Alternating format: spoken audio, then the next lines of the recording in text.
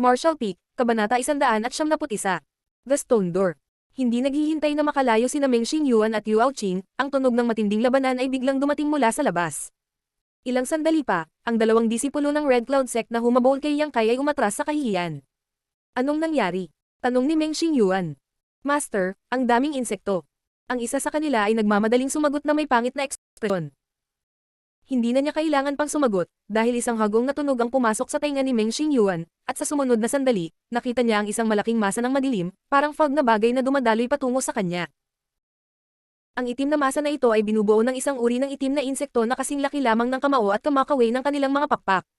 Sa abot ng nakikita ng mata, ganap na sinakop ng mga insektong ito ang lagusan, at hindi mabilang ang mga ito. Hindi sinasadyang sumigaw si Yao Qing. Master, nahuli kami ng mga insektong ito. Nanlamig ang mukha ni Meng Xingyuan, sumisigaw. Umalis ka sa likod ko. Sa isang hakbang, sumugod siya sa harapan ng mga disipulo ng Red Cloud Sect, bumukas ang kanyang mga kamay, at isang mabangis na Yuan Qi ang sumabog. Nang ang mga kakaibang insekto ay tinamaan ng mga pag-atake ni Meng Xingyuan, nahulog sila na parang dumplings, na lumikha ng vacuum sa kanyang harapan. Malakas si Master. Nasilaw ang isa sa mga disipulo ng Red Cloud Sect, at hindi maiwasang magpuri. Sumunod ka sa akin at pumatay. Ang aura ni Meng Xingyuan ay kasing lalim ng isang kalaliman, habang siya ay nangunguna, gamit ang kanyang sariling paraan upang pumatay. Pinoprotektahan ng dalawang disipulo ng Red Cloud Sect si Yao Qing sa gitna, na malapit na sumunod sa likod ni Meng Xingyuan. Humakbang pasulong si Meng Xingyuan. Sa tuwing gagawa siya ng hakbang, tiyak na makakapatay siya ng ilang dosenang mutated na insekto. Gayunpaman, napakarami sa kanila, at hindi niya kayang patayin silang lahat. Matapos gumawa ng mahigit 10 galaw na magkasunod, hindi niya maiwasang makaramdam ng kaunting hinga. Saglit na huminto ang kanyang mga yabag, at huminga siya ng malalim upang pigilan ang kanyang kumukulong vital energy at dugo. Muli siyang gumawa ng mabangis na galaw. Sa daan, ang lupa ay natatakpan ng mga bangkay ng insekto, na bumubuo ng isang makapal na layer. Pagkatapos magmadaling lumabas ng halos 500 talampakan, biglang huminto si Meng Xingyuan, nagbago ang kanyang ekspresyon. Mula sa kailaliman ng kuweba ay may narinig na kaluskos. Ang pader ng kuweba sa itaas nila. Gayun din, ang mga tipak ng putik ay nahuhulog. Kaagad, isang dagandong ang pumasok sa kanilang mga tainga. Nayanig ang buong kuweba. Hindi maganda. Napabulala si Meng Xingyuan. Ang lugar na ito ay guguho, tayo na. Nagulat din ang tatlong disipulo ng Red Cloud Sect na nasa likuran niya at nagmamadaling sumunod sa kanyang mga yapak. Gayunpaman, mayroong hindi mabilang na kakaibang mga insekto na humaharang sa daan. Hindi nila mapabilis kahit gusto nila. Ginamit ni Meng Xingyuan ang lahat ng kanyang lakas, ngunit hindi pa rin niya nagawang mapa-atras ang mga kakaibang insektong iyon. Sa pagmamadali niya, may mga nakalusot at umatake sa tatlong tao sa likod niya. Nagdulot ito ng pagkataranta sa kanila. Matapos tumakbo ng 300 talampakan pa, biglang bumagsak ang lagusan sa harapan nila, na tuluyang nakaharang sa kanilang dinadaanan. Namumula ang mukha ni Meng Xingyuan at ng tatlong disipulo ng Red Cloud Sect, at mas natulala si Yao Qing. Tila, hindi niya inaasahan na tulad ng nakita niya ang isang kislap ng pag-asa, muli siyang mahuhulog sa kawalan ng pag-asa. Nagpatuloy ang dagandong habang si Yang Kai ay sumugod sa pasukan ng kuweba. Sa sandaling lumabas siya sa insect cave, ang lupa sa ilalim ng kanyang mga paa ay biglang lumubog. Hindi na siya naglakas loob na manatili pa. Nagpatuloy si Yang Kai sa pagtakbo.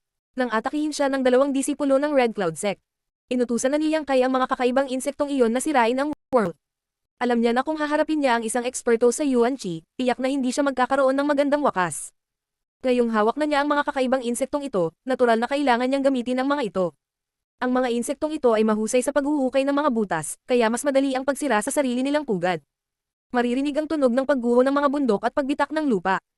Nagpatuloy si Yang Kai sa pagtakbo ng ilang milya. Saka lang siya tumigil at tumingin sa likod. Nakita niya iyon na ang pasukan ng wormhole ang sentro, sa radius na ilang milya. Ang lupa ay lumubog ng husto. Ang buong wormhole ay ganap na gumuho. Ngunit hindi pa rin komportable si Yang Kai. Hindi niya alam kung ang ganitong pagbagsak ay maaaring kumitil sa buhay ng isang eksperto sa Yuan Qi. Sa isang pag-iisip, inutusan niya ang mga kakaibang insekto na iyon na maghanap ng mga bakas ng mga disipulo ng Red Cloud Sect sa ilalim ng lupa. Kinailangan niyang ganap na alisin ang mga ito. Pagkatapos ng tahimik na paghihintay ng halos isang tasa ng oras ng tsaa, biglang narinig niyang kayang isang ayaw at malungkot na sigaw na nagmumula sa ilalim ng lupa. Iyon ay sigaw ni Meng Xingyuan. Dapat ay natagpuan na siya ng mga kakaibang insekto at ngayon ay nakikipaglaban. Unti-unti, mahina ang hiyaw na hindi na marinig, at tuluyang nawala. Si Meng Xingyuan, isang eksperto sa Yuan Qi, ay namatay. Ang mga disipulo ng Red Cloud Sect, na ang lakas ay mas mababa sa kanya, ay natural na hindi makakaligtas. Malamang ay inilibing sila ng malalim sa wormhole sa sandaling ito ay gumuho. Sayang naman at namatay ang ganyang kagandang babae. Napabuntong hininga ang old demon. Si Yao Qing ay talagang isang bihirang kagandahan, ngunit ang babaeng ito ay mabisyo at may pusong parang ahas at alakdan. Nararapat siyang mamamatay. Nakaramdam lang ng kaunting panghihinayang ang old demon. Si Yang Kai ay nanatiling tahimik, ang kanyang ekspresyon ay walang pakialam, tahimik na nakatayo sa lugar. Hindi nagtagal, ang lupa sa loob ng ilang milya ay nagsimulang umikot. Hindi mabilang nakakaibang mga insekto ang nag-drill sa lupa at pinalibutan siya, naghihintay ng mga order. Ang mga kakaibang insekto na ito ang magiging kaligtasan at paggalugad ni Yang Kai sa Hidden Island. Dahil nahalo siya sa Red Cloud Sect, naging maingat si Yang Kai, na parabang naglalakad siya sa manipis na yelo. Hanggang ngayon, sa wakas ay naalis na niya ang mga taong Red Cloud Sect, na nagbibigay sa kanya ng pakiramdam ng pagpapahinga at kalayaan. Oras na para gumawa ng malaking hakbang. Ang mga kakaibang insekto na ito ay maaaring lumipad, at ang kanilang bilis ay hindi mabagal, kaya hindi nag-alala si Yang Kai na hindi sila madala. Pinangunahan ng kakaibang mga insektong ito sa labas, si Yang Kai ay dumating sa gilid ng fog blockade at nagutos na basagin ang fog. Kaagad, ilang malalaking lalaki ang lumipad, sumugod sa hamog at ngumunguya dito. Sa bilis na nakikita ng hubad na mata, ang fog blockade na mahigit 100 milya ay mabilis na nabuksan. Nagbago ang ekspresyon ni Yang Kai. Ang fog na ito ay maaaring gamitin bilang isang killing move, ngunit tila ang fog na ito ay maaari lamang ay spray out ng malalaking kakaibang insektong iyon. Ang mga insekto na kasing laki ng kamao ay walang ganitong kakayahan. Sa mga sumunod na araw, hindi nagmadali si Yang Kai upang tuklasin ang Hidden Island. Sa halip, nakahanap muna siya ng nakatagong lugar para maging pamilyar sa kanyang Yang Inflammation Wings. Pagkalipas ng ilang araw, tumayo si Yang Kai sa himpapawid sa itaas ng Hidden Island, pinagmamasdan ang buong isla. Sa kalagitnaan ng hangin, lahat ng tungkol sa misteryosong islang ito ay nakatatak sa kanyang mga mata. Batay sa mapa na nakuha niya mula sa madam ng pamilya Jiang ilang buwan na ang nakalipas, mabilis na natukoy ni Yang Kai ang kanyang lokasyon at natagpuan ang tamang ruta. Pagkaraan ng ilang sandali na lumipad pasulong, bumagsak si Yang Kai sa lupa at ginamit ang kanyang footwork para sumugod. Ang paggamit ng Yang Inflammation Wings ay magiging mas mabilis, ngunit ang pagkonsumo ng Yuan Qi ay malaki rin. Sa misteryosong islang ito, hindi nang ahas si Yang Kai na sayangin ang Yang Liquid sa kanyang dantian. Ang paglipad sa himpapawid ay madaling maglantad sa kanya bilang isang target. Malamang na siya ay target ng lumilipad na monster beast o isang eksperto ng Red Cloud Sect. Bagaman ang paggamit ng footwork upang mapabilis ang kanyang paglalakbay ay mas mabagal, ito ang pinakaligtas na paraan. Sa loob ng ilang araw, papunta na si Yang Kai. Sa daan, kung makatagpo siya ng anumang heavenly treasures, hindi siya magdadalawang isip na kainin ang mga ito at pasiglahin ang mga ito sa lakas ng kanyang matigas na gintong balangkas. Ang Hidden Island ay talagang puno ng mga panganib. Ang makapangyarihang monster beast ay nasa lahat ng dako. Kung hindi nag-iingat si Yang Kai, nasa isang malaking labanan siya. Sa nakalipas na ilang araw, wala siyang nakitang bakas ng mga taong Red Cloud Sect na nagpaisip kay Yang Kai kung patay na silang lahat. Ngunit nang malapit na siya sa kanyang huling hantungan, sa wakas ay nakita ni Yang Kai ang ilang bakas ng aktibidad ng tao. Mas naingat siya. Sa gitna ng Hidden Island ay isang malungkot na tuktok, halos 100 talampakan ng taas. Matulis na bato, kakaiba ang tanawin. Ayon sa pattern na ibinigay ni Madam Jiang, matukoy ni Yang Kai na ang huling destinasyon ng pattern ay ang malungkot na tuktok na ito. Ngunit ngayon tila ang mga taong Red Cloud Sect ay naglalayon din sa lugar na ito. Hindi niya alam kung gaano karaming tao ang mayroon sila at kung anong uri ng lakas ang mayroon sila. Pagdating sa malungkot na taluktok, nag-alinlangan si Yang Kai ng mahabang panahon, pagkatapos ay nagngangalit ang kanyang mga ngipin at umakyat. Pinipigilan ang kanyang tibok ng puso at pinipigilan ang kanyang hininga, naakyat pa lamang ni Yang Kai ang kalahati ng distansya nang marinig niya ang isang marahas na tunog na nagmumula sa itaas, na yumanig sa buong malungkot na tuktok. Nanginginig ang puso niya, batid niyang may nangyari sa itaas, hindi niya maiwasang bilisan ang takbo. Pagkatapos maghintay na masunog ang insenso, dumating si Yang Kai sa tuktok, tahimik na nakatago sa gilid, palihim na nakatingin sa direksyon ng pinanggalingan ng tunog. Mga 100 talampakan ng layo, maraming tao mula sa Red Cloud Sect ang mabangis na binomba ang isang pintong bato. Matapos mag-obserbe ng ilang sandali, hindi naiwasang magpahinga ni Yang Kai. Sa mga taong ito, walang Grand Elder Wu Zianglan ng Red Cloud Sect. Ang pinuno ay kahangahangang si Yo Shuping, at ang iba ay halos mga eksperto sa True Element Boundary. Ngunit sa sandaling ito, ang mga taong ito ay mukhang napahiya. Dapat ay marami silang naranasan sa daan, marami sa kanila ang nasugatan at napuno ng dugo. Sa kabutihang palad, sila ay nasa ganoong kalagayan, kung hindi ay tinansya ni Yang Kai na hindi siya makakalusot ng hindi natuklasan. Ang mga taong ito ay humawak ng kanilang mga sandata at nagpakawalan ng kanilang mga galaw, paulit-ulit na binomba ang pintong bato sa kanilang harapan. Ang bawat pag-atake ay naging sanhi ng walang humpay na panginginig ng pintuan ng bato, at mula sa pintuan ng bato, isang makapal na halo ng liwanag ang kumalat, na naging dahilan upang ang kanilang mga pag-atake ay hindi epektibo. Brother Yu, napabuntong hininga ang isa sa kanila. Anong gagawin natin ngayon? Malungkot ang mukha ni Yu Shuping, medyo naiinip. Ano pa ang magagawa natin? Ipagpatuloy ang pag-atake, kailangan nating sirain ang mapahamak na batong pinto na ito. Ang Red Cloud Secto ay dumanas ng matinding pagkalugi sa pagkakataong ito, maging ang dalawa sa ating Grand Elder ay bumagsak. Kung wala tayong mapapala, paano tayo makakabalik? Nang marinig ito, hindi maiwasan ni Yang Kai na matuwa. Patay na rin pala si Wu Zianglan. Hindi lang niya alam kung paano namatay ang matandang babae na Immortal Ascension Boundary. Ngunit ang balitang ito ay walang alinlangan na nagpakain kay Yang Kai ng isang tableta ng katiyakan, at hindi na siya natakot. Sumugod si Yu Shuping, desperadong hinihimok ang kanyang true essence, paulit-ulit na marahas na inatake ang pintong bato, sumisit. Dalawang Grand Elder ang bumagsak, ang mga disipulo ng Red Cloud Sect ay dumanas ng mabibigat na casualty, at ang kinaroroonan ng anak na babae ni Yu ay hindi alam. Para lang sa sirang pintong ito, kung hindi natin masisira, magpapakamatay tayo dito, bakit pa tayo mabubuhay sa mundong ito? Dahil sa kabaliwan ni Yu Shuping, hindi maganda ang mukha ng ibang tao. Sa pagkakataong ito, ang paglabas upang tuklasin ang Hidden Island ay isang maling desisyon. Kung alam nila na ang paglalakbay na ito ay magiging napakadelikado, paano sila nakaalis sa Red Cloud Sect? Sa pamana ng Red Cloud Sect, halatang wala silang mga kwalifikasyon at lakas para tuklasin ang Hidden Island. Ngunit ang mga salita ni Yu Shuping ay halatang pumukaw sa sigasig ng mga taong ito. Hindi sila nagmamadaling makabawi, at lahat sila ay tahimik na sumalakay sa pintuan ng bato. Ang batong pintong ito ay talagang isang hadlang na iniwan ng isang na. Bagaman ito ay walang katulad na matibay, hindi ito nangangahulugan na ito ay hindi nababasag. Ang ilang True Element Boundary Masters ay hindi huminto sa pag-atake, at ang tunog ng isang bagay na bumagsak ay maririnig na nagmumula sa nag-iisang tuktok. Wala pang isang oras, may ilang bitak na sa pintong bato. Nang makakita ng pag-asa, ang mga taong Red Cloud Sect ay naging mas malupit. Marshall Peak, Kabanata 172. Endless Sea Islands, Hidden Secret. Unti-unti, parami ng parami ang mga bitak sa pintong bato, at malapit na itong mabasag. Ngunit bigla na lang, maririnig mula sa malayo ang malinaw na sigaw ng isang agila. Ang mga miyembro ng Red Cloud Sect na umaatake sa pintuan ng bato ay biglang namutla. Ito ang Giant Eagle. Isang tao ang sumigaw sa takot. Ang Giant Eagle ang palm unit sa Supreme Elder. Hindi nila maiwasang mataranta.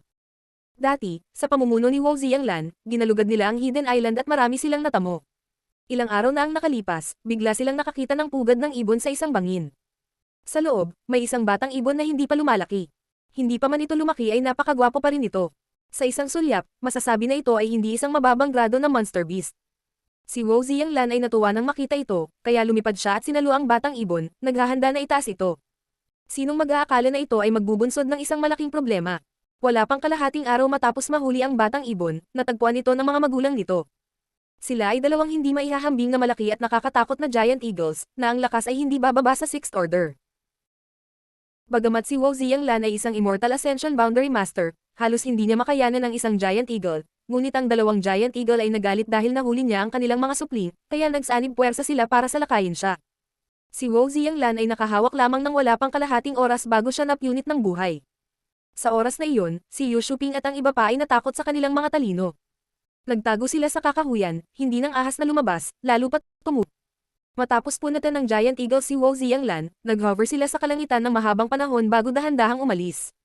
Noong una, inakala ni Yu Shuping at ng iba pa na sila ay nakatakas, ngunit hindi nila inaasahan na ang dalawang halimaw na ito ay magiging napakahiganti. Ngayon, sa wakas ay natagpuan nila ang kanilang mga bakas. Isang sigaw ng agila ang lumabas, dahilan upang si Yu Shuping at ang iba pa ay pawisan ng malamig. Pagkaraan ng ilang sandali, isa pang sigaw ng agila ang dumating mula sa malayo, na umaalingaw sa nauna. Sa pagtingin sa paligid, nakita nila na mula sa silangan at kanluran, may dalawang itim na tuldok na mabilis na papalapit. Bilisan mo, basagin mo itong batong pinto. Si Yu Shuping ay sumigaw sa takot. Kung hindi, mamamatay tayong lahat. Dalawang 6th order monster beast, sa kanilang lakas ng Yuan Chi cultivator, hindi nila nakayanan. Kapag nahuli, kamatayan lamang ang naghihintay sa kanila. Hindi na kailangang paalalahanan sila ni Yu Shuping. Sino sa natitirang mga tao ang hindi ginagamit ang lahat ng kanilang lakas para salakayin ang pintong bato?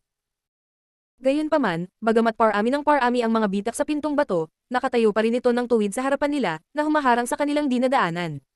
Habang mabilis na lumalapit ang higanteng agila, hindi kinaya ng isa sa mga master ng Yuan Chi ang pressure ng kamatayan at nagmamadaling ginamit ang kanyang footwork upang makatakas. Bumalik ka, Junior Brother Zhang, bumalik ka. Yu Shuping umuungal. Kung magsusumikap tayo, malalampasan natin itong batong pinto at magtatago sa loob. Kung tatakbo ka ngayon, saan ka tatakbo? Paano magiging handang manatili ang Junior Brother Zhang na iyon? Umihip ang hangin sa ilalim ng talampakan niya habang tumatakbo siya para sa kanyang buhay. Ang karamihan ng tao ay hindi nakakita ng anumang pag-asa sa unang lugar. Matapos ma-provoke nitong junior brother na si Zhang, isa sa kanila ay agad na umatras. Nagmamadaling sabi niya, tatakbo na tayo ng mabilis. Natatakot akong hindi bumukas ang pintong batong ito sandali. Kung tatakbo tayo ngayon, may pagkakataon pa tayong mabuhay. Pagkasabi nun ay nagmamadali din siyang tumakbo pababa. Wala silang sapat na lakas ng tao sa simula. Ngayong bigla silang nawala ng 2 tao, wala na silang makitang pag-asa. Ang iba ay tinapakan din ang kanilang mga paa ng may galit at nagmamadaling naghiwa-hiwalay, bawat isa ay tumatakas para sa kanilang buhay. Itinago ng mabuti ni Yang Kai ang kanyang sarili, hindi nangangahas na gumalaw ng kahit isang kalamnan. Tahimik na tumangala, nakita niya ang 2 higanteng agila na lumitaw sa langit. Kahit na sila ay pinaghiwalay ng ilang daang talampakan, ang mga higanteng agila na ito ay mukhang pambihira at marilag. Kung talagang lumapag sila, tinansya ni Yang Kai na hindi bababa sa 7 o 8 talampakan ang haba nila. 2 pares ng matalas na agila ang nakatitig sa mga tumatakas na Red Cloud Cultivator sa ibaba at lumusot. Hindi nagtagal, isang malungkot na hiyaw ang dumating mula sa malayo. Nang makarating ito sa tainga ni Yang Kai, kinilig nito ang kanyang puso. Nang makarating ito sa mga tainga ng mga cultivator ng Red Cloud, nanginginig sila sa takot. Alam nila na isa pang tao ang napatay ng mga higanteng agila. Halos kasabay ng pagtigil ng sigaw na ito ay isa pang sigaw ang lumabas. Ang pangalawang tao ay pinatay ng mga higanteng agila. Ang mga eksperto sa Yuan Chi, sa harap ng Sixth Order Sky Overlord, ay marupok tulad ng mga bagong silang na sanggol, na walang anumang kapangyarihang lumaban. Hindi nang ahas si Yang Kai na gumawa ng anumang padalos-dalos na paggalaw, kaya nanatili siya sa pwesto at naghintay ng isang buong araw. Matapos makumpirma na ang 2 higanteng agila at ang mga tao ng Red Cloud Sect ay nawala lahat, sa wakas ay lumabas siya sa kanyang pinagtataguan. Puno ng takot ang mukha niya. Sa kabutihang palad, hindi siya umasa sa mga pakpak ng Yang Inflammation upang lumipad sa paligid. Kung hindi, kung nakatagpo niya ang 2 higanteng agila na iyon, natakot siya na baka mapahamak siya. Nakakunot ang noo, pumunta si Yang Kai sa harap ng pintong bato. Sa pagtingin sa mga silang bitak, pinaandar niya ang kanyang Yuan Chi at sinuntok ito. Ang batong pinto ay yumanig, at ang mga bitak ay naging masiksik. Ang hamog sa pintuan ng bato ay hindi kasing ganda ng dati. Sa halip, nagbigay ito ng pakiramdam na malapit na itong maubusan ng langis. Alam ito, ang espiritu ni Yang Kai ay lubos na napukaw. Suntok ng suntok, marahas niyang inatake ang pintong bato. Sinong mag-aakala na pagkatapos ng ilang daang suntok, ang pintong bato ay katulad pa rin ng dati? Kakaiba. Kumunat ang noo ni Yang Kai. Sa pag-iisip tungkol dito, tumawag siya sa kanyang isip. Pagkatapos ng mahabang oras na paghihintay, isang buzz sound ang dumating. Ito ang grupo ng mga insekto na sumunod kay Yang Kai. Ang mga insektong ito ay hindi malayo sa likod ni Yang Kai, naghihintay ng anumang panganib para matawag sila ni Yang Kai para tumulong, ngunit hindi niya inaasahan na hindi na sila magagamit. Ipinatawag ang malalaking insekto, hiniling ni Yang Kai sa kanila na iluwa ang ilang kakaibang fog patungo sa pintong bato. Gustong makita ni Yang Kai kung ang kakaibang fog na ito ay makakasira sa batong pinto. Ang ilang malalaking insekto ay mahusay na kumilos. Matapos matanggap ang utos, pumunta sila sa pintuan ng bato at ibinuka ang kanilang mga bibig upang iluwa ang puting fog. Kaluskos ang lumabas. Medyo naagnas nga ang pintong bato.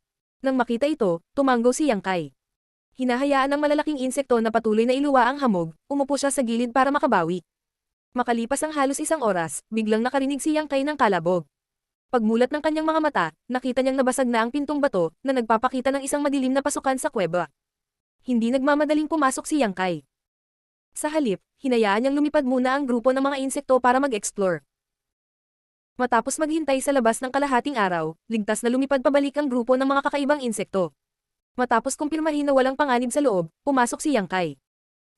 Pagkapasok, inutusan niya ang mga insekto na bantayan ng pasukan at hayaan ang malalaking insekto na magluwa ng isang layer ng fog upang harangan ang pasukan. Dahil ang mga insektong ito at ang fog bilang hadlang, naniniwala si Yang Kai na kahit na ang mga taong Red Cloud Sect ay nakatakas sa pagtugis ng Giant Eagle, hindi na sila makakabalik. Habang lumalalim sila sa kuweba, hindi ito tuwid na daan.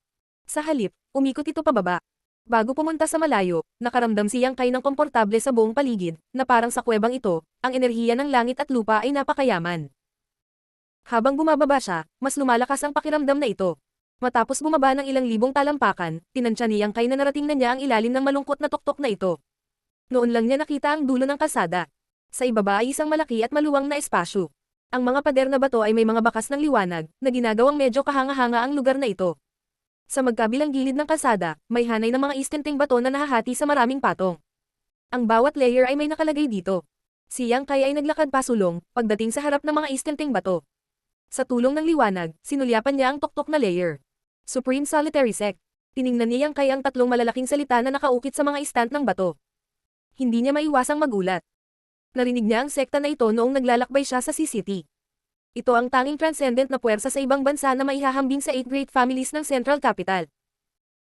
Ang sekta ay may hindi mabilang na mga disipulo at maraming eksperto, at ang reputasyon nito ay laganap. May relasyon ba ang sektang ito sa lugar na ito?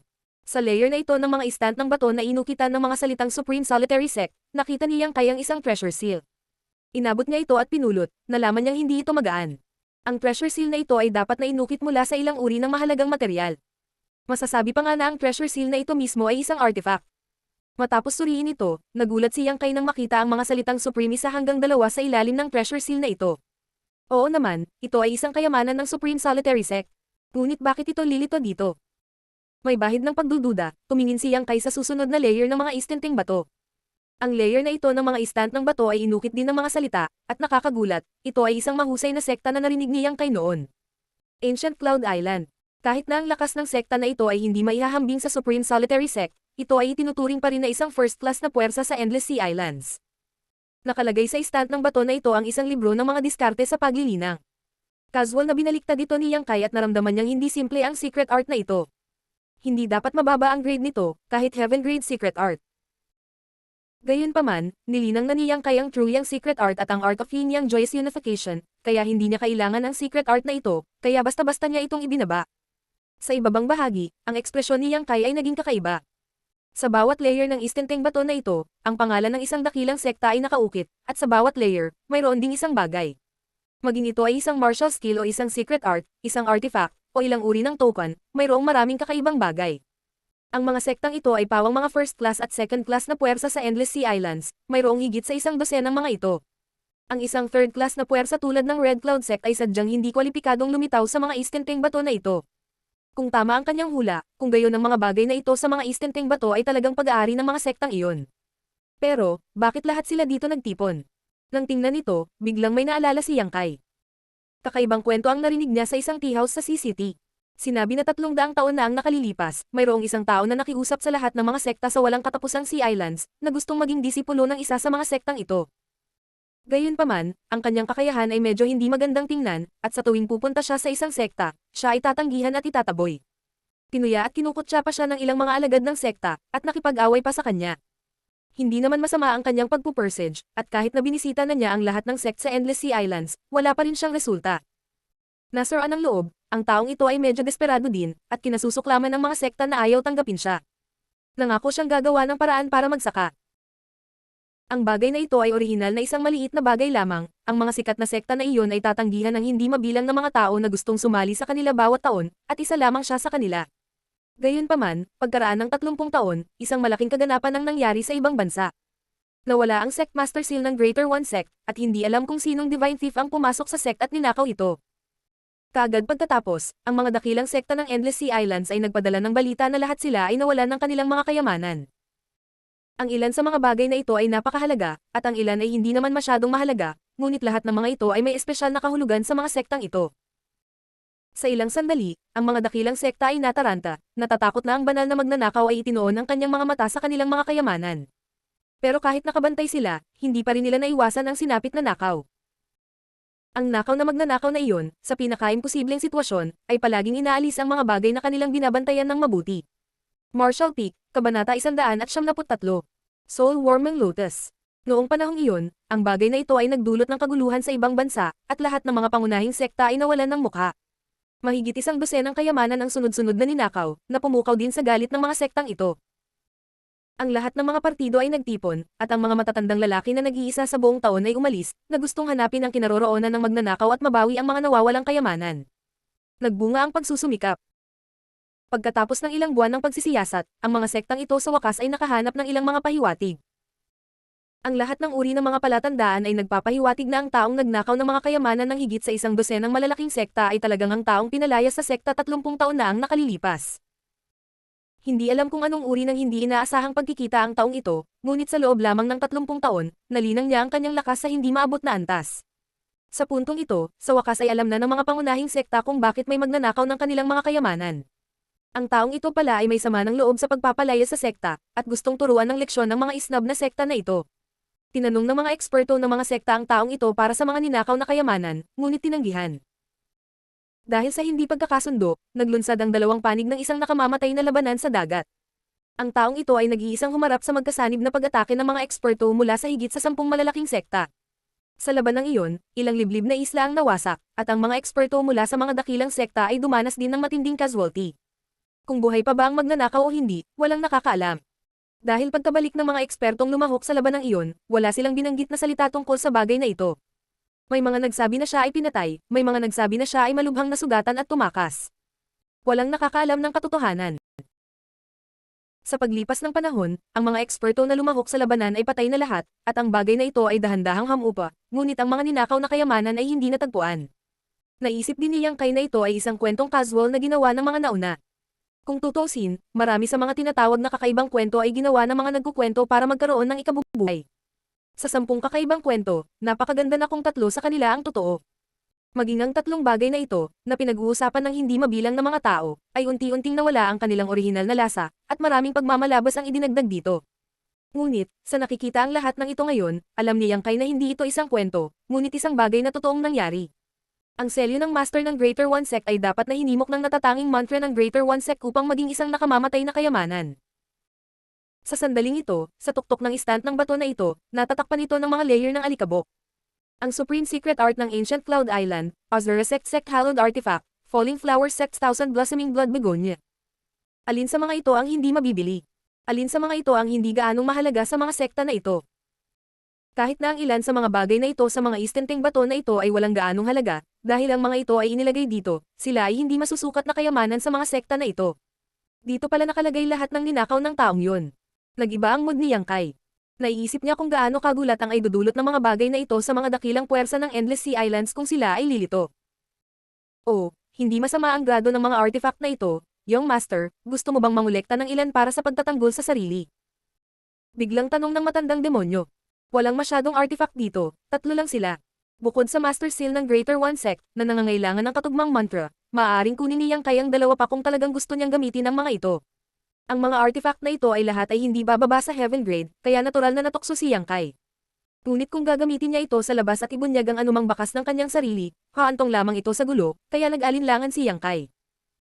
Hindi pinansin ang pagtatanong ng old demon, inilagay ni Yang Kai ang mga bagay sa kanyang mga kamay pabalik sa stone shelf bago naglakad pasulong ng hakbang-hakbang. Matapos maglakad ng ilang sandali, sinalubong siya ng isang mayaman at dalisay na world energy. Sa hindi kalayuan sa kanyang harapan, tila may 5 kulay na kinang na humila sa puso ni Yang Kai. Lumiwanag ang ekspresyon ni Yang Kai, at hindi niya maiwasang mapabilis ang kanyang lakad. Pagliko sa isang sulok, pumasok si Yang Kai sa isang lugar na parang sala.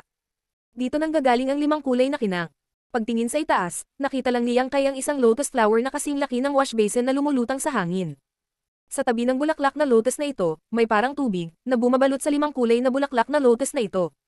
Bagamat mukhang likido, hindi ito likido. Sa halip, nagbigay ito kay Yang Kai ng hindi maipaliwanag na pakiramdam ng palpitations, na para bang ang kanyang soul ay medyo naguguluhan at hindi matatag. Soul-warming lotus. Ang matandang demonyo ay bumulalas. Ito ay talagang isang soul-warming lotus.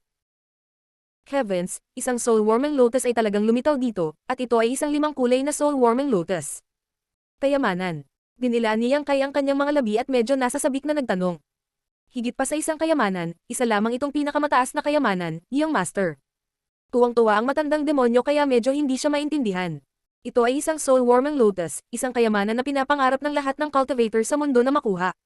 Gaano man kataas ang iyong lakas, gaano man kalakas ang iyong paglilinang, ang bagay na ito. Malaki ang pakinabang sa iyo. Bakit hindi nakita ng matandang guro ang bagay na ito noon? Napangiti si Yang Kai. Mula sa sinasabi mo, hindi mo makokolekta ang bagay na ito. Nang inag ang matandang demonyo at sinabing, nagbibiro si Young Master, ang matandang lingkod na ito ngayon ay isang maliit na butil ng kaluluwa. Hindi pa banggitin ang pagkolekta nito, kung ako ay makikipag-ugnayan dito, kakaiba kung hindi ito mangolekta. Ako, sabihin mo sa akin, ano ang silbi ng bagay na ito? For better or worse, isa kang matandang demonyo, kaya huwag kang masyadong maguguluhan. Ang matandang demonyo ay nabulunan ng hindi nakaimik sa loob ng mahabang panahon, na nag-iisip sa sarili.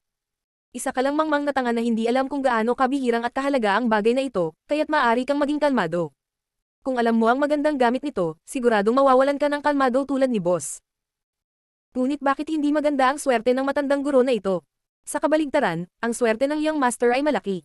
Ilang araw na ang nakalipas, nilinaw niya ang isang bakas ng heavenly energy at nakuha ang kakayahang lumipad, at ngayon ay nakatagpo niya talaga ang soul-warming lotus.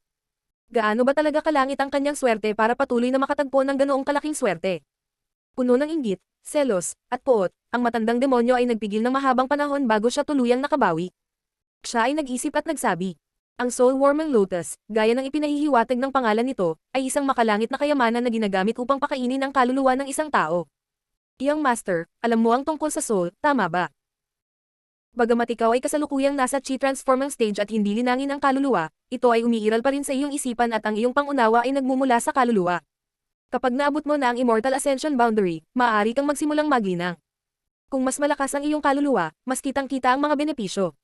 Kung ang dalawang tao na may magkatulad na lakas ay maglalaban, ang may mas malakas na kaluluwa ay walang alinlangan na mas mataas ang kamay. Sumimangot si Yang Kai at naiinip na pinutol siya. Umabot sa punto. Tinatreto ba siya ng matandang demonyong ito na parang 3 taong gulang na bata? Kahit na hindi kayang linangin ni Yang Kai ang soul, alam pa rin niya ang tungkol dito. Oo. Ang matandang demonyo ay malungkot at nagpatuloy. Ang paglilinang ng kaluluwa ay napakahirap. Ito ay maraming beses na mas mahirap kaysa sa pagpapabuti ng pisikal na lakas ng isang tao. Gayunpaman, may ilang makalangit na kayamanan na maaaring mapabuti ang kaluluwa ng isang tao, at ang soul-warming lotus ay isa sa mga kayamanan.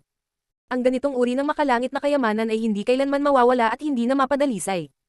Kapag ito ay nakolekta, ito ay iiral lamang sa soul seed ng cultivator.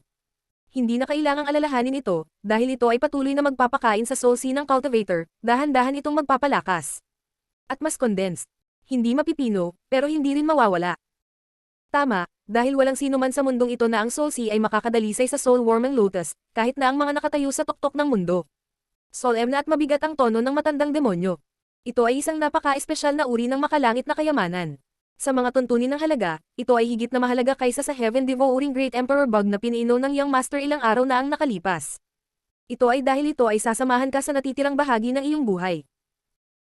Mula sa sandaling kolektahin mo ito hanggang sa katapusan ng iyong buhay, ito ay magpapakain sa iyo, sa lahat ng oras, sa lahat ng oras, sa lahat ng oras, ang kailangan mo lang gawin ay umupo at tamasahin ang bunga ng iyong pagpapagal. Magandang bagay, gusto ko. Nagliwanag ang mga mata ni Yang Kai at malapit na siyang sumugod. Maghintay. Sumigaw ang old demon. Young master, huwag magmadali. Ang old demon ay natakot hanggang sa mamatay. Ngayon lang, hindi nagpakita ng interes si Yang Kai, ngunit ngayon ay bigla siyang napuno ng interes. Napakabilis ng pagbabagong ito na muntik na siyang mahuli. Anong problema? Medyo hindi nasisiyahan si Yang Kai. Young master, may nakikita ka bang layer ng parang likido sa paligid ng soul-warming lotus? Alam mo ba kung ano ito? Tanong ng old demon. Ano? Ito ang Sea of Consciousness na naiwan ng malalakas pagkatapos nilang mamatay. Naglalaman ito ng kapangyarihan ng kanilang divine sense. Young master, kung sumugod ka ng walang ingat, sa lakas ng iyong chi transforming stage, natatakot ako na agad kang pumasok. Mamatay. Dagat ng kamalayan. Natigilan si Yang Kai. Maaari bang mapangalagaan ang Sea of Consciousness ng isang tao pagkatapos nilang mamatay? Ang Sea of Consciousness ay orihinal na ethereal at walang anyo. Ito ay isang pagpapakita ng lakas ng pag-iisip ng isang tao. Kapag namatay ang isang tao, para itong lampara na namamatay. Natural, ang Sea of Consciousness ay hindi mapangalagaan. Hindi kaya ng iba, ngunit kapag namatay ang isang taong nagtataglay ng soul-warming lotus, ang kanilang Sea of Consciousness ay mapangalagaan. Ito ang lakas ng soul-warming lotus. Paliwanag ng old demon. O tama, young master, kung nakolekta mo ang soul-warming lotus at namatay sa araw na iyon, magiging ganito rin. Hindi napigilan ni Yang Kai na imulat ang kanyang mga mata. Ibinaba niya ang kanyang ulo at nakitang may skeleton nga sa ilalim ng soul-warming lotus. Malamang, ang kalansay na ito ay ang makajos na magnanakaw na nagdulot ng malaking kaguluhan sa taong iyon. Dito siya namatay, ngunit ang soul-warming lotus at ang kanyang Sea of Consciousness ay napanatili. Nakataas ang kanyang kilay, nagtanong si Yang Kai. Old demon, hindi mo ba kailangan ng ganitong uri ng mental strength? Tumawa ang matandang demonyo at sinabi. Tama si Young Master. Kung walang ibang utos si Young Master, ang matandang lingkod na ito ay magsisimulang lumunin ang dagat ng kamalayan ng taong ito. Gaano katagal ang kailangan mo? Hindi ko masabi, baka umabot ng 1 buwan. Sumagot ang matandang demonyo. Kung tutuusin, ang taong ito ay hindi mahina noong nabubuhay pa siya. Sa tulong ng soul-warming lotus, ang kanyang Sea of Consciousness ay medyo maganda. 1 buwan, tapos tutulungan kitang bantayan. Tumanggo si Yang Kai. Hindi na kailangan, Young Master, tumingin ka doon. Hindi lang ang soul-warming lotus ang kayamanan dito. Nilinggan ni Yang Kai ang kanyang ulo at tumingin. Nakita niya na sa ilalim ng kuweba, may makapal at purong ambon. Lumalakas ang enerhiya na nakikita ng mata. Mula nang pumasok siya rito, ang tingin ni Yang Kai ay naakit ng five-colored lotus, kaya hindi niya ito gaanong pinansin. Ano ito? Pure Heaven and Earth Energy. Matatawag din itong Earth Vein. Young Master, good luck. Maaari kang sumipsip ng Heaven and Earth Energy sa Earth Vein na ito para linangin. Kapag napino na ng matandang lingkod na ito ang Sea of Consciousness na ito, ay babalik ako para kunin ang Soul Warming Lotus. Ito ay isang Earth Vein. Natigilan si Yang Kai. Ang magnanakaw na iyon mula sa 300 taon na ang nakakaraan ay talagang nakahanap ng isang magandang lugar upang linangin. Hindi katakataka na kaya niyang linangin hanggang sa puntong ang lahat ng mga dakilang sekta ay walang magawa laban sa kanya sa loob lamang ng 30 taon. Hindi lang pala siya natulungan ng Soul Warming Lotus, mayroon din siyang Earth Vein na ito. Isang maliit na Earth Vein lang, at saka, malapit na itong matuyo. Sagot ng Old Demon. Sige, gawin mo ang gusto mong gawin. Huwag mo akong alalahanin. Tuwang-tuwa ang Old Demon. Nagmamadali siyang lumipad palabas na nakabalot sa kanya ang Soul Breaker Alt. Sumugod siya sa gilid ng dagat ng kamalayan at sinimulang limunin ito. Narinig pa ni Yang Kai na nagpakawala siya ng isang nasisiyahang tunog, tulad ng isang gutom na multo na nauuhaw sa maraming taon na nakayakap sa isang hubad na dilag. Martial Peak, Kabanata 174. Chi Transformation 9th Stage. Pumasok si Yang Kai sa Earth Vein, at sa sandaling nababalutan siya ng makapal na world energy, nakaramdam siya ng ginhawa sa buong katawan. Hindi na niya kailangang iikot ang kanyang secret art, ang daan-daang milyong pores niya ay automatikong bumukas, at bawat pulgada ng kanyang laman at dugo, at bawat cell sa kanyang katawan ay nagalak. Napakayaman at dalisay na world energy, nagulat si Yang Kai. Naka-cross-leg, sinimulan ni Yang Kai na iikot ang kanyang secret art, tulad ng isang balina na sumisipsip ng tubig, na nilalamon ng enerhiya ng Earth Vein. Noong nakaraan, ang God Thief na iyon ay gumamit ng 30 taon upang linangin hanggang sa punto kung saan marami sa mga Endless Sea Island sects ang sumakit ang ulo. Una, nagkaroon siya ng tulong ng Soul Warming Lotus, at pangalawa, mayroon siyang Earth Vein na ito. Ang una ay nagpalusog sa kanyang espiritu, habang ang huli ay nagpalusog sa kanyang katawan. Sa dalawang kayamanan na ito, kakaiba kung hindi mabilis na tumaas ang kanyang lakas. Nakakalungkot lang na maliit na Earth Vein lang ito. Ang dami ng Heaven and Earth Energy na nilalaman nito ay hindi masyadong malaki. Higit pa rito, ito ay hinigop ng magnanakaw sa loob ng 30 taon. Walang gaanong Heaven and Earth Energy ang natitira sa Earth Vein. Malapit na itong matuyo, ngunit kahit na, para sa kasalukuyang Yang Kai, ito ay isang mahusay na suplemento. Ang mga espesyal na katangian ng kanyang katawan ay nagbigay daan sa kanya na sumipsip ng world energy ng mas mabilis kaysa sa God Thief ng nakaraan. Ang matigas na gintong skeleton ay parang isang napakalalim na hukay, kaya kahit gaano pa karami ang world energy na pumasok sa kanyang katawan, ito ay lalamunan, kaya hindi na kailangang mag-alala tungkol sa paghawak nito. Bukod dito, ang world energy ng Earth Vein ay dalisay at mayaman, kaya halos hindi na kailangang sunugin ito. Pagkatapos mag-circulate sa kanyang mga meridian, ang world energy ay dadaloy sa malaking bodega ng matibay na golden skeleton, na magiging reserba ni Yang Kai. Habang nilalamon ni Yang Kai ang world energy ng Earth Vein, nilamon ng Old Demon ang knowledge sea energy ng God Thief. Ang dalawa ay hindi nakikialam sa isa't isa, at parehong pisikal at mental na masaya, na nakakalimutan ang paglipas ng oras. Pagkatapos ng isang buong buwan at kalahati, huminga ng malalim si Yang Kai at dahan-dahang iminulat ang kanyang mga mata. Ang maliit na Earth Vein ay walang pidgel na hinigop ni Yang Kai, at ganap na naubos, kaya ang world energy na nakikita ng mata ay wala na. Maingat na dinama ang kanyang kasalukuyang kaharian, lumiwanag sa tuwa ang mukha ni Yang Kai. Walang kamalay-malay, ang kanyang lakas ay tumaas sa Chi Transforming 9th Stage, at isang hakbang na lang siya mula sa pagpasok sa Separation and Reunion Boundary. Bukod dito, naramdaman ni Yang Kai na ang enerhiya sa kanyang katawan, sa kalidad man o dami, ay umabot na sa hangganan ng paghihiwalay at reunion. Ang kulang na lang ay ang comprehension ng martial arts. Ang pagsulong ng bawat pangunahing kaharian ay nangangailangan ng sariling pangunawa. Ito ay pareho noong siya ay sumusulong sa Initial Element Stage, at ito ay pareho noong siya ay sumusulong sa Chi Transformation Stage. Ngayon, kung gusto niyang umaban sa Separation and Reunion Stage, kailangan din niyang intindihin. Gayunpaman, hindi pa nahawakan ni Yang Kai ang layer ng kadena. Ito ay nakasalalay sa swerte at pagkakataon, at hindi isang bagay na maaaring makamit sa pamamagitan ng pagsusumikap. Tumangala siya at nakitang na-absorb na ng Old Demon ang lahat ng enerhiya ng Knowledge Sea sa paligid ng Soul Warming Lotus at hinihintay siyang magising. Nasa harap niya ang maraming kulay na Soul Warming Lotus. Dahan-dahang tumayo si Yang Kai at naglakad sa harap ng pinakamataas na sagradong bagay na ito. Old Demon, kailangan bang bigyan ng espesyal na pansin ito? Tanong ni Yang Kai. Hindi na kailangang bigyan ng espesyal na pansin ito. Kung ang Young Master ay isang eksperto sa Immortal Ascension Boundary na nagalinang ng kanyang Divine Sense, maaaring kailanganin niyang makipagpunyagi dito, ngunit hindi pa nalilinang ni Young Master ang kanyang Divine Sense, kaya kayong lahat kailangang gawin ay tanggapin ito.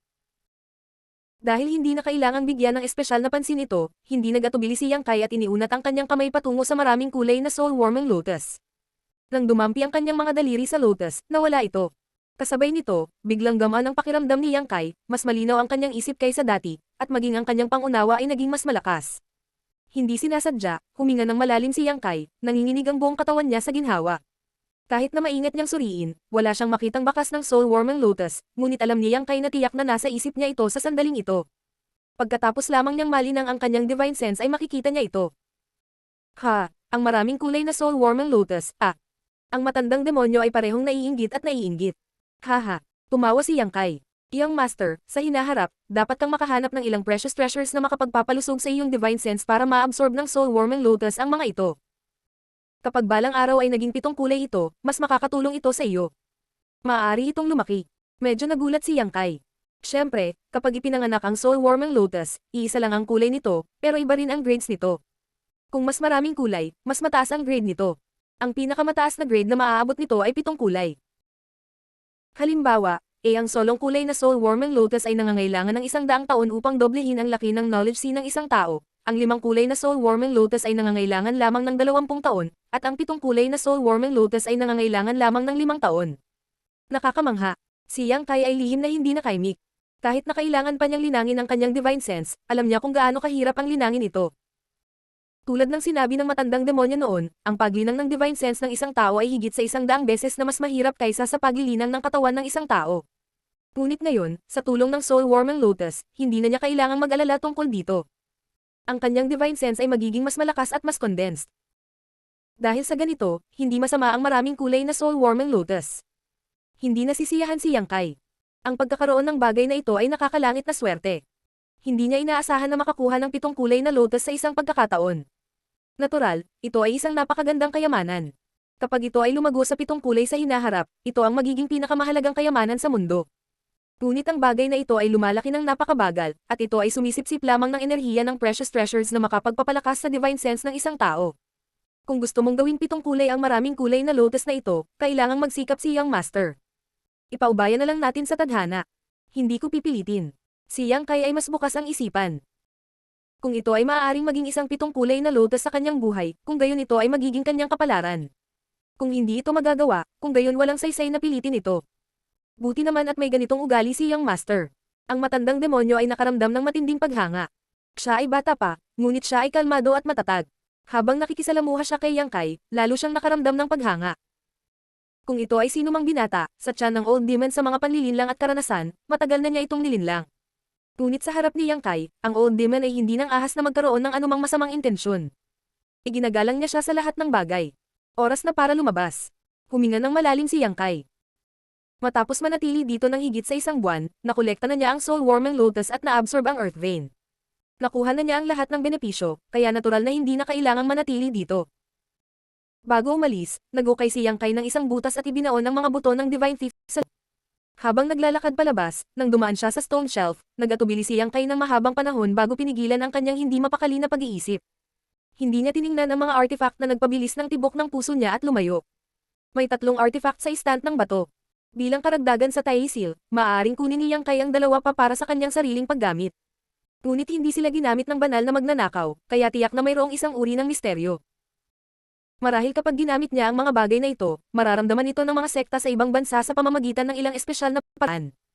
Hindi ito sariling haka-haka ni Yang Kai, ngunit ito ang katotohanan. Maraming mga dakilang sekta ang naglagay ng mga hadlang sa kanilang mga hallowed artifact. Sa loob ng isang tiyak na hanay, kung sinubukan ng isang tagalabas na gamitin ito ay matutukoy. Pinaplano ni Yang Kai na bumalik sa City, kaya natural na hindi siya nang ahas na pinuhin ang mainit na patatas na ito. Iiwan muna niya ang mga ito dito, at pagkatapos ay babalik upang kunin ang mga ito kapag umalis siya sa isla. Ilang libong talampakan ang taas, muling dumating si Yang Kai sa tuktok ng malungkot na tuktok. Ang grupo ng mga insekto ay masunurin pa ring nagbabantay sa sirang pintong bato. Ang mga eksperto sa Yuan Chi ng Red Cloud Sect ay hindi nagpakita ng mga palatandaan ng pagbabalik, marahil lahat sila ay tinugis ng 2 higanteng agila. Hinayaan ng malaking insekto na makalusot sa fog sa pinto, lumabas si Yang Kai. Nakatayo sa malungkot na tuktok, tumingin si Yang Kai sa paligid. Ang lugar na ito ay libu-libong milya ang layo mula sa City. Kung gusto niyang umalis sa isla, maaari lamang siyang umasa sa Yang Inflammation Wings, ngunit ang paggamit ng Yang Inflammation Wings ay makakakonsumo ng labis na Yuan Chi. Matapos ang lahat ng oras na ito, 30 patak na lang ng Yang Liquid ang natitira sa dantian, na hindi sapat para suportahan siya sa paglipad ng libu-libong milya. Ang paglipad ng libu-libong milya ay napakahirap na, at sa sandaling nakatagpo siya ng isang bagyo sa dagat, maaaring kailanganin niyang lumihis upang maiwasan ito. Sa ganitong paraan, mas malaki ang demand para sa Yang Liquid. Kakailanganin niya ang hindi bababa sa 400 patak ng Yang Liquid para makaalis sa mapahamak na lugar na ito. 400 patak, napakaraming bang katangian ni Yang na kayamanan ng langit at lupa sa isla. Si Yang Kai ay medyo hindi sigurado, ngunit sa anumang kaso, ang paghahanap para sa Yang Attribute Heaven and Earth Treasures upang madagdagan ang halaga ng Yang Liquid sa dantian ay ang pinakamahalagang gawain. Hinayaan ng mga insekto na muling iluwa ang hamog upang isara ang kuweba, nag-iwan si Yang Kai ng maraming insekto dito para bantayan, at dinala ang kalahati ng grupo pababa sa malungkot na tuktok. Sa loob ng maraming araw, hinanap ni Yang Kai ang katangian ni Yang na Heaven and Earth Treasures, at ang ani ay medyo maganda. Sa loob lamang ng 4 o 5 araw, ang halaga ng Yang Liquid sa dantian ay umabot sa higit sa 100 patak. Sa patnubay ng origin of Yang Seal sa kanyang dibdib, hanggat nasa loob ng 3,000 talampakan mula sa Yang Kai, hindi makatakas sa paghahanap ni Yang Kai ang Heaven and Earth Treasures na ito. Si Yang Kai ay hindi nagmamadali, ngayon sa buong isla, siya lang marahil ang nabubuhay na tao.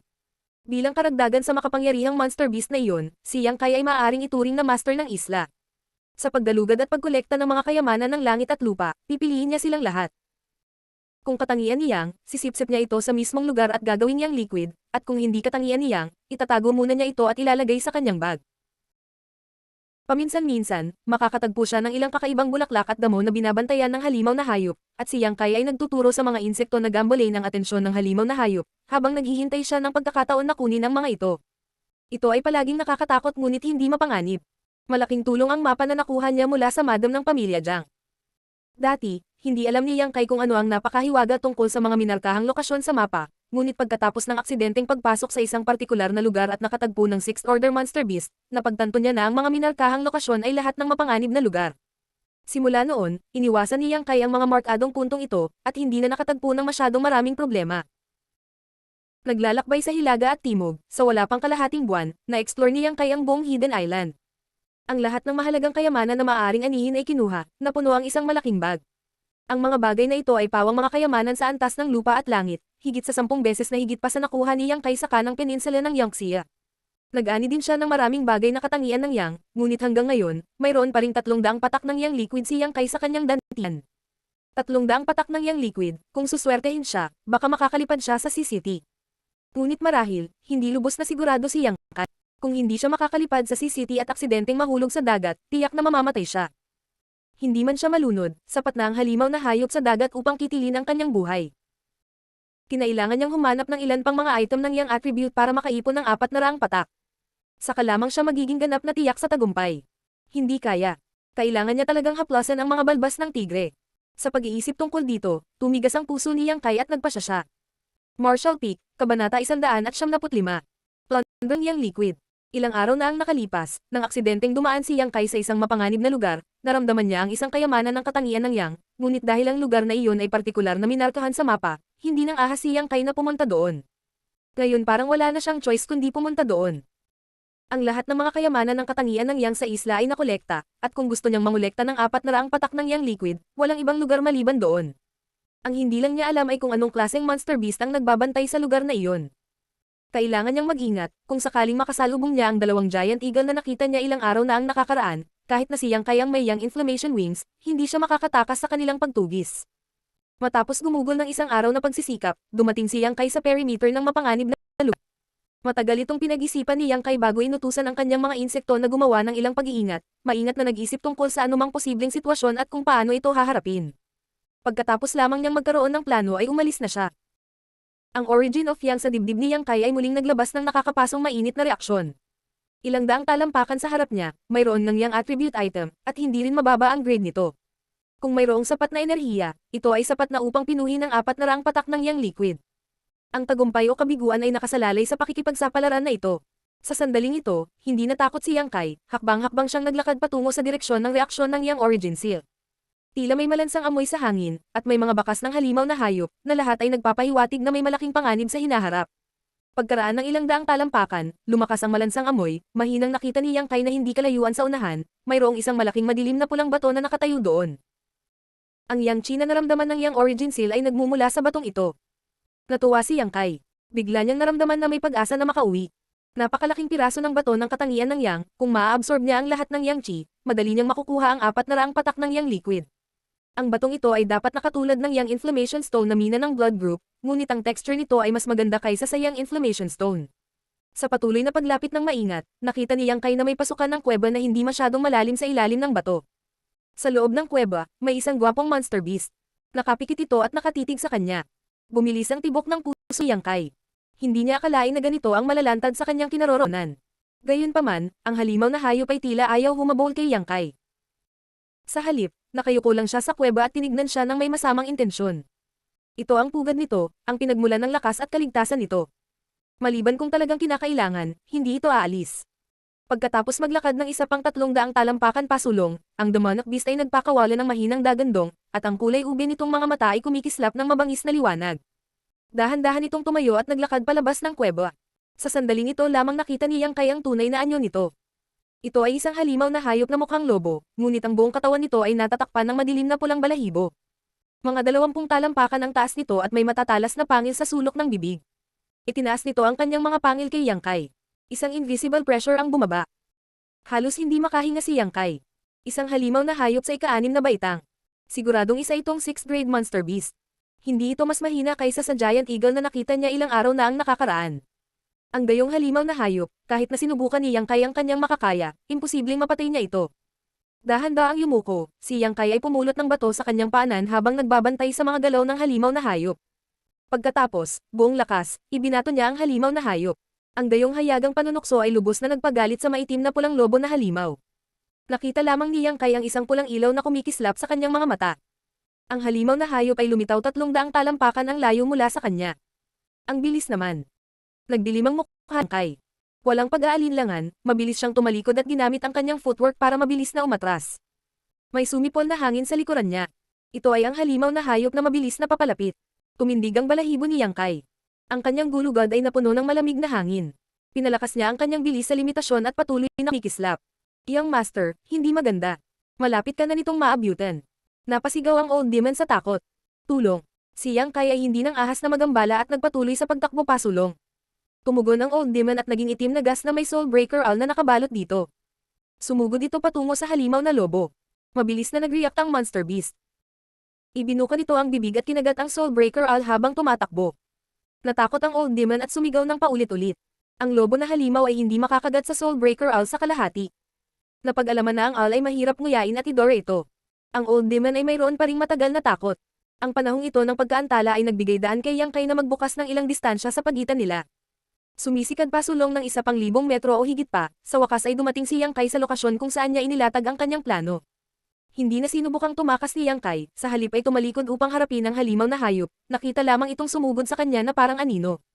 Habang lumilipad ito sa himpapawid, ang matutulis na pangil sa bibig nito ay sumasalamin sa nakakatakot na liwanag. Ginalaw ni Yang Kai ang kanyang mga paa at kumislap ng mahigit 100 talampakan ang layo. Bago pa siya makatayo ng matatag, sumugod muli ang halimaw na lobo. Ang bilis nito ay hindi mas mabagal kaysa sa insekto ng Heaven Devouring Great Emperor.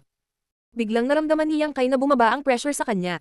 Muli niyang ginamit ang footwork niya at nilabanan niya ito. Sa sandaling ito, sa wakas ay dumating ang old demon at nakipagtulungan kay Yang Kai upang gambalain ang halimaw ng lobo, na bahagyang nagpapagaan sa awkward na sitwasyon ni Yang Kai.